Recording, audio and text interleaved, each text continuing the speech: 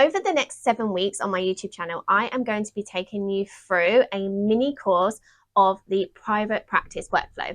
Now, what is a private practice workflow? Basically, what it is all of the admin procedures for your client journey from start to finish. So if you think about everything that you need to do for a client from when they first inquire with you until they finish with you, all of the procedures in there are what I call the private practice workflow, and there are 7.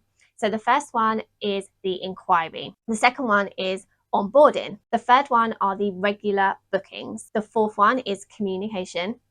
The fifth one is invoicing. The sixth one is client reports or client notes. And the seventh one is offboarding. I'm going to do one video for each of these areas, and I'm going to help you create your own private practice workflow, your own client journey for your private practice. This is going to be really valuable, and I would really love for you to start at the beginning. So whether you're on video 2, video 3, video 5, I want you to go back and start from video 1. It's going to really help you put everything in order so that you can create this for your own practice. I'm also going to create a mini course out of this. So I'll leave a link in the description. Once it's created, you'll be able to click the link and log on Thinkific so that you can go through the course, and it will have all of the resources that I talk about all in one place, so you don't have to sign up for all the different free resources, because I go through quite a lot in each of the videos. So let's get started right away, and in this video we are going to be talking about the inquiry. So if you are following along with this in real time when the video is released on YouTube, the course won't yet be ready. I'm going to put that up in the last week. So the first thing I want you to do is go ahead and check the description below, and I want you to download the accompanying workbook that goes along with this mini training. And it's really going to help you, as I'm talking, think about what it is that you do currently in your private practice and what you'd like to do in the future. So go ahead and download that, and I'll also add any other resources that I talk about in any of these videos as well. Going forward, if all of the videos are currently up, you can actually go to Thinkific and you'll be able to follow along with the videos and have all of the resources in one place. So when we think about inquiries, the first thing I want you to think about is, where are your inquiries coming from? So I just want you to pause the video and have a think and list down all of the places that your inquiries come from. So this could be your website. It could be any directories you're on. It could be from the company that you are accredited with. It could be any social media you have. You could get referrals from doctors and psychiatrists and other professionals. And you could also get referrals from other therapists. You could also get referrals from your clients or previous clients you've had. There could be lots of different places that you get inquiries from, but I really want you to sit and think about where they are all coming from. If you have previously downloaded my master client list, you can go to the inquiry tab on that master client list, and you can actually have a look where all of your inquiries have come from. And if you don't have that download, I'll leave a link in the description for that. So once you know where your inquiries are coming from, the next part is thinking about how they inquire with you. So do they send you an email? Do they text you? Do they send you a DM on multiple platforms? Do they try and phone you? Do they leave voicemails? What you want to do is narrow that down as much as possible, and you want them all to come in to your email. So the first thing I would do is remove any other way that they can contact you from all of these platforms. So obviously, if you are really present on Instagram or Facebook or something like that, somebody might DM you. But what you can do is set up an automated response to say, if you are a client inquiring about therapy services, please contact me via email, as I do not check my DMs regularly. You can actually set that up as an automated response, or you can respond to the client. You can set up templates for your DMs, and you can just use that and send that manually if you do check them regularly. You don't want to be thinking, oh, I know someone contacted me a couple of days ago, but I can't find them in my email. I can't find them in my DMs. I have no idea what their actual phone number is. So I've got a few missed calls and I don't know which one they are. You want to know that if you're getting an inquiry, that you can always find that in your email. If you have a form on your website, that's totally fine. You can get them to complete an inquiry form on your website, but that's going to go directly to your email. They don't need to actually send an email to you. You can have that form ready. But what you want to do is any inquiries are coming into your email. In lots of this training, I will say, this is up to you, that's up to you, but I do also want to give you my advice, as I have worked as a virtual assistant working for therapists for a really long time. And so I understand best practices, and I want to give you the benefit of my knowledge and expertise. So sometimes I'll say, you make the decision on this and you make the decision on that. And sometimes I'm going to say to you, I really think you should do this. It's going to really benefit you. And one of those things is removing your phone number, removing any other way they can contact you other than email. It is really a waste of time listening to voice notes, calling people back. They might not be the right fit. You might not be the right fit. They might not have even checked out your website. There's so many things where if you just get them to email you, you can respond in your own time. There's a record of them contacting you, so you're not ghosting anyone. And you can also easily add them onto that master client list I was talking about, so that you can keep track of how many of these inquiries are converting and where they came from. Because even though they're going to email you, they'll say where they saw you. They'll say, oh, I've been following you on Instagram, or I noticed you on Psychology Today. Like, they're going to tell you. And even if they don't, you can ask that in a follow-up email or in the screening call, which we're going to talk about in a minute. So I've spoken about this quite a bit, but the next stage is making sure that you're capturing the inquiry info somewhere. Now, I have a template set up for you. It's completely free. It's called the Master Client List.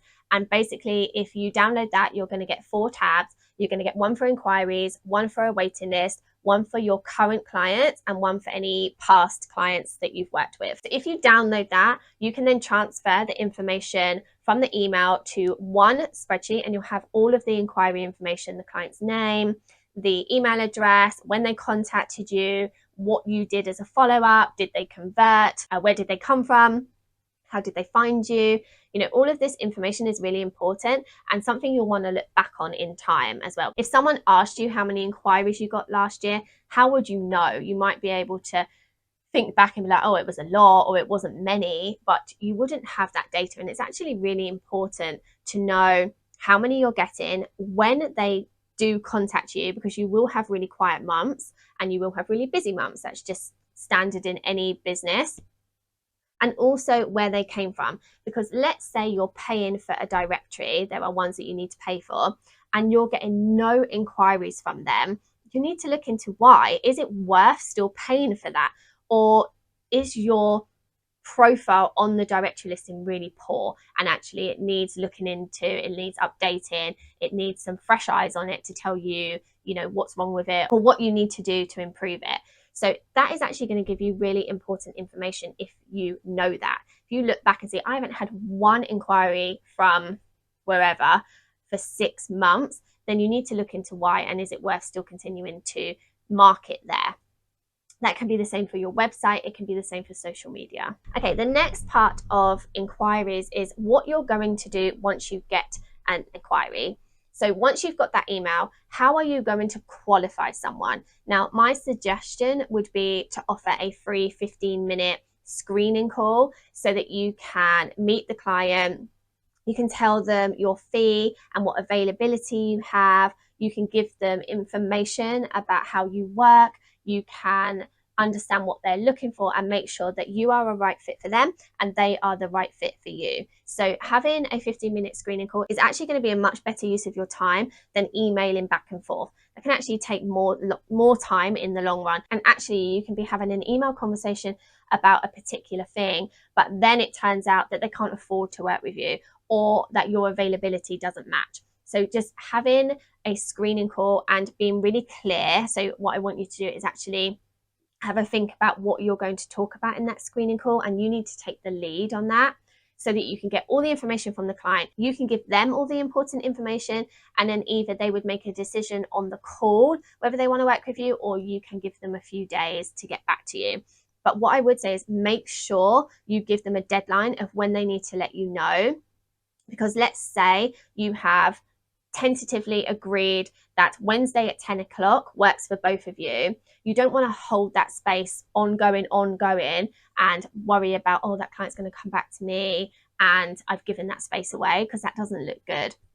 You want to give them 48 to 72 hours to think about it. You'll hold the space for that amount of time. But after that, if you haven't heard from them, you're going to have to give that space away, because you have people inquiring all the time. I do also think that shows a willingness of them wanting to start therapy as well. If they don't contact you within 72 hours, they're probably not very serious about starting therapy. So if they come back to you in a week's time, a month's time, and that space is still available, great. And you can follow my onboarding procedure, which I'm going to talk about in the next video. But I would definitely give a deadline for them to contact you in the first place. And the final part is drafting different email responses based on how you would deal with an inquiry. So you're probably going to have 3 that you need to write. 1, when you are completely full, your wait list is full, and you just can't see somebody. Maybe that's because they're not the right fit for you. Maybe that's because you're full. There can be lots of reasons why you would say no to somebody. But if it's like a, point blank no, what is your email response going to be for that? You want to draft up that email in advance. You don't want to have to think about that on the fly when somebody contacts you. The second email draft you want to do is if you are offering them a wait list. So let's say you're currently full, but you have a wait list and you know roughly how long it's going to take before you'd be able to offer them a space. You want to have a draft response for how you would deal with a waitlist inquiry. And then finally, you want to have a response for somebody that you want to work with, that you have space for, and that you want to potentially have as a client. So there are 3 draft responses that you need to think about. And again, I have a free resource called Gmail templates, which I'll leave a link in the description below for. You can download that, and I have templates for all of these responses, and you can edit them and make your own, make it fit with your own, style of writing, how you like to communicate with people. It's so important to think about all of this stuff up front, because it's going to save you so much time in the long run. If you have these draft email responses, it's going to take you a couple of seconds to send an email back to somebody, especially the ones where you're saying no or offering the wait list. You don't want to overthink this. You just want to make a really polite, professional email draft. You can obviously personalize it if somebody's asked you a specific question. Maybe they've said, is there anybody else you can refer me to if you're not the right fit? And you might want to do that. But you want to have the basis, the bones of the email written, and then you can just, insert the template, send it, and it's gone. You don't even need to worry about it anymore. If you want to do a template for a yes, and you want to invite them to a screening call, can you insert a link to book that in with you? I've talked about that in previous videos as well, where there's something in Google Calendar that you can use for free. If you're on the right level of Google Workspace, you can create a free appointment, but there's other free appointment things you can use, like Calendly, where you can create a link for a discovery call or for a screening call, whatever you want to call it, and they can book in directly with you using that link. So rather than the back and forth of, oh, are you free at 10 a.m. on Wednesday? No, I'm not. I'm only free in the evenings. Oh, okay, well, I only have one evening for, all this back and forth, wasting a lot of time. So if you create a link to book a call with you, and that's based on your schedule, then that's going to really save everybody time as well. Okay, so there's quite a lot to think about when it comes to inquiries in private practice, and I really hope you found this video useful. I really hope you download the workbook, the master client list, and the Gmail templates, because they are going to be really useful for more of the private practice workflow that I'm talking about. You can use the master client log for your onboarding procedure and offboarding procedure and lots of other things. You can also use your Gmail templates for loads of different things in private practice, regular bookings, invoicing, all the stuff. So I'd really encourage you to download all of that, and I'll see you in the next video, which is all about onboarding. Thanks so much for watching.